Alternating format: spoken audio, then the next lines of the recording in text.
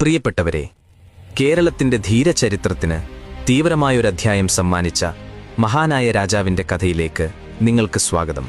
മലബാറിന്റെ മണ്ണിലും സ്വാതന്ത്ര്യത്തിനും വേണ്ടി ബ്രിട്ടീഷ് സാമ്രാജ്യത്തോട് പടപൊരുതിയ ആ ധീരദേശാഭിമാനി കേരളവർമ്മ പഴശ്ശി രാജാവിന്റെ കഥയാണിത്. മലബാറിലെ കോട്ടയം രാജവംശത്തിൽ പിറന്ന കേരളവർമ്മ പഴശ്ശി രാജ ചെറുപ്പം മുതലേ നീതിയിലും രാജ്യസ്നേഹത്തിലും അധിഷ്ഠിതമായ ഭരണരീതി പിന്തുടർന്നു. അദ്ദേഹത്തെ ജനങ്ങൾ സ്നേഹത്തോടെ പഴശ്ശിത്തമ്പുരാൻ എന്ന് വിളിച്ചു. മൈസൂർ സുൽത്താനായിരുന്ന ടിപ്പുവിന്റെ ആക്രമണങ്ങൾക്കെതിരെ ആദ്യം ബ്രിട്ടീഷുകാരുമായി സഖ്യമുണ്ടാക്കി അദ്ദേഹം പോരാടി. എന്നാൽ ഈ സൗഹൃദത്തിന് അധികം ആയുസ്സുണ്ടായിരുന്നില്ല.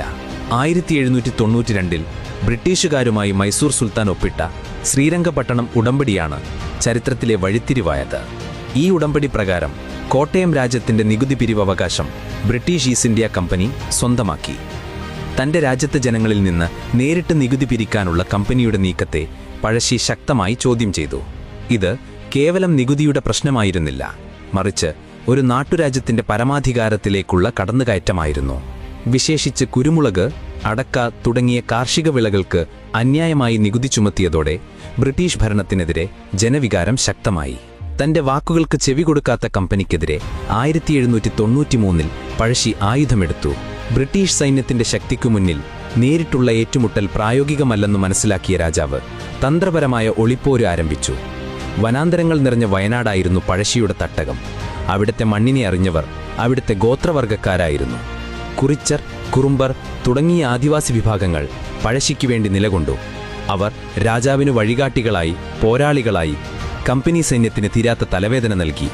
വയനാടൻ ചുരങ്ങളിലെ അപ്രതീക്ഷിത ആക്രമണങ്ങളിൽ ബ്രിട്ടീഷ് സൈന്യം തകർന്നു. 1797 കനത്ത തിരിച്ചടി നേരിട്ട കമ്പനി പഴശ്ശിയുമായി സന്ധി ചെയ്യുകയും നികുതി പിരിവവകാശം താൽക്കാലികമായി രാജാവിന് തിരികെ നൽകുകയും ചെയ്തു. സമാധാനം അധികം നീണ്ടുനിന്നില്ല. 1800 കമ്പനി വീണ്ടും വയനാട് തങ്ങളുടെ നേരിട്ടുള്ള ഭരണത്തിന് കീഴിലാക്കാൻ ശ്രമിച്ചതോടെ പഴശ്ശി വീണ്ടും പടനീക്കം തുടങ്ങി. ഇത്തവണ പഴശ്ശിയെ നേരിടാൻ ബ്രിട്ടീഷ് അധികാരികൾ കൂടുതൽ ശക്തമായ സൈന്യത്തെ രംഗത്തിറക്കി. മൈസൂർ യുദ്ധങ്ങളിൽ പ്രശസ്തനായ കേണൽ ആർത്തർ വെല്ലസ്ലിയായിരുന്നു ബ്രിട്ടീഷ് സേനയെ നയിച്ചവരിൽ പ്രമുഖൻ. തലശ്ശേരി സബ് കളക്ടറായിരുന്ന തോമസ് ഹാർവി ബാബർ പഴശ്ശിയുടെ ഓരോ നീക്കവും നിരീക്ഷിച്ച് ഒളിപ്പോരിലൂടെ രാജാവിനെ വളയാൻ ശ്രമിച്ചു. ഈസ്റ്റ് ഇന്ത്യ കമ്പനിക്കെതിരെ പഴശ്ശി നടത്തിയ ഈ ധീരമായ പോരാട്ടം ഇന്ത്യൻ സ്വാതന്ത്ര്യസമര ചരിത്രത്തിലെ തന്നെ ഏറ്റവും പ്രധാനപ്പെട്ട ഗോത്രവർഗ നാട്ടുരാജാക്കന്മാരുടെ പ്രതിരോധമായി കണക്കാക്കപ്പെടുന്നു. 1805 നവംബർ 30 തുടർച്ചയായ ഒളിവു ജീവിതവും ബ്രിട്ടീഷുകാരുടെ വലയിലായ രാജ്യദ്രോഹികളുടെ ഒറ്റിക്കൊടുക്കലും രാജാവിന്റെ സൈന്യത്തെ ദുർബലപ്പെടുത്തി. 1805 നവംബർ 30 മാനന്തവാടിക്കടുത്തുള്ള കാപ്പിത്തോട് എന്ന സ്ഥലത്തുവെച്ച് പഴശ്ശി രാജാവിനെ ബ്രിട്ടീഷ് സൈന്യം വളഞ്ഞു. ശത്രുവിന്റെ പിടിയിൽ അകപ്പെടില്ലെന്നുറപ്പിച്ച ആ വീരനായകൻ തന്റെ അനുയായികളോടൊപ്പം അവസാന നിമിഷം വരെ പോരാടി. തീവ്രമായ ഏറ്റുമുട്ടലിനടുവിൽ ബ്രിട്ടീഷ് സൈന്യത്തിന്റെ വെടിയേറ്റ് കേരളസിംഹം പടനിലത്തി വീരമൃത്യു വരിച്ചു. എങ്കിലും തന്റെ ശരീരം ബ്രിട്ടീഷുകാർക്ക് കൈവശപ്പെടുത്താൻ കഴിയുന്നതിനു മുമ്പ് തന്നെ അദ്ദേഹം രക്തസാക്ഷിത്വം വരിച്ചിരുന്നു. തോമസ് ഹാർവി ബാബർ രാജാവിന്റെ മൃതദേഹം പൂർണ്ണ ഔദ്യോഗിക ബഹുമതികളോടെ സംസ്കരിച്ചു.